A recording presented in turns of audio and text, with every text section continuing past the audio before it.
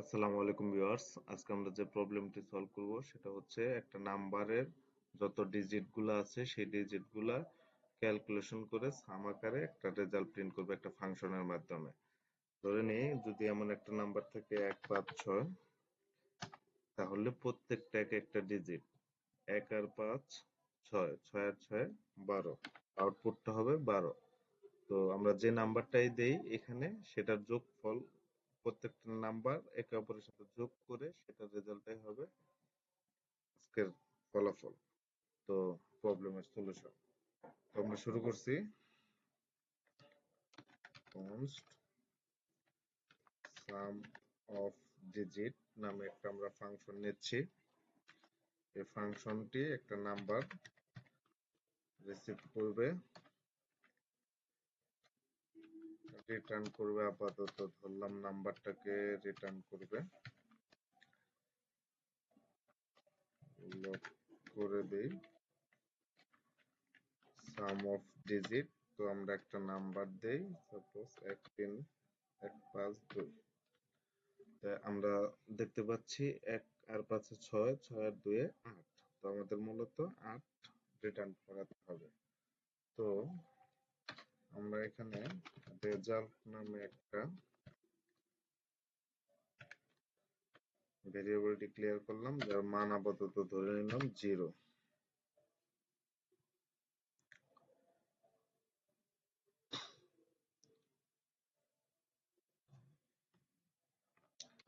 রেজাল্টটাকে print out করে দিলাম, return করে দিলাম রেজাল্টটাকে। আমাদের রেজাল্ট সাধারণভাবে 0 দেখাচ্ছে। তো আমরা আসলে এখন যেটা করব, যেহেতু নাম্বার, এটা একটা নাম্বার, আমরা চাইলে এটাকে অ্যারেতে রূপান্তরিত করতে পারি, প্রত্যেকটাকে আলাদা আলাদা করে একটা অ্যারের মধ্যে নিই। সেটা কিভাবে নিব? সেটা হচ্ছে নাম্বার টু স্ট্রিং। নাম্বারকে আমরা স্ট্রিং এ রূপান্তরিত করলাম। দেখি আমাদের স্ট্রিং এ রূপান্তরিত হচ্ছে কিনা। হ্যাঁ, স্ট্রিং এ, যে নাম্বার থেকে স্ট্রিং এ রূপান্তরিত হয়েছে। তো এটাকে আমরা স্প্লিট করে দিতে পারি। যদি স্প্লিট করে দেই কোনো স্পেস ছাড়া, সেক্ষেত্রে প্রত্যেকটা আলাদা আলাদা এক একটা এর মধ্যে আসবে। হ্যাঁ, এখন যদি আমরা রিডিউস মেথডটা করি, তাহলে এটার সাথে এটার যোগ, আবার ওই যোগফলের যোগফল যেটা হবে সেটার সাথে এটার যোগ, তাহলে কিন্তু হয়ে যাবে। তো আমরা সেটাই করি। ডট রিডিউস,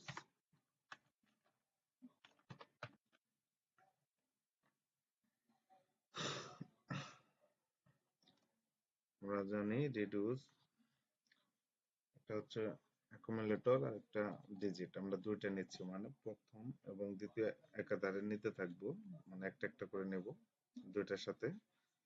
বা এ বিও নিতে পারি আমরা, এ বি। তো আমরা জানি এগুলো কিন্তু স্ট্রিং আকারে আছে।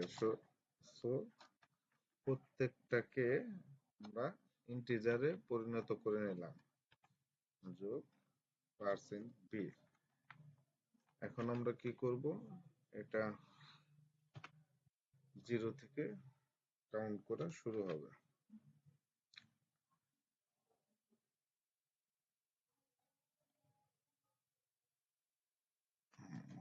সরি, এটা ভিতরে হবে।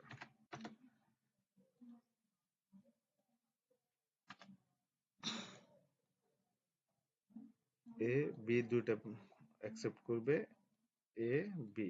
আর এটা শুরু হবে 0 থেকে। তাহলে 0 যদি এ হয় 1, তাহলে 0 আর 1 এ 1, তারপরে রেজাল্ট হবে 1।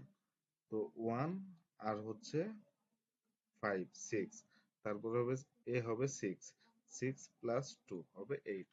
তো দেখি আমাদের রেজাল্টটা আশা করি হয়ে গেছে। হ্যাঁ, 8। যদি আমরা এটাকে চেঞ্জ করে দেই, 4 করে দেই, 9 10। হ্যাঁ, আমাদের প্রবলেমটি সলভ হয়ে গেছে। তো ধন্যবাদ সবাইকে। আসসালামু আলাইকুম।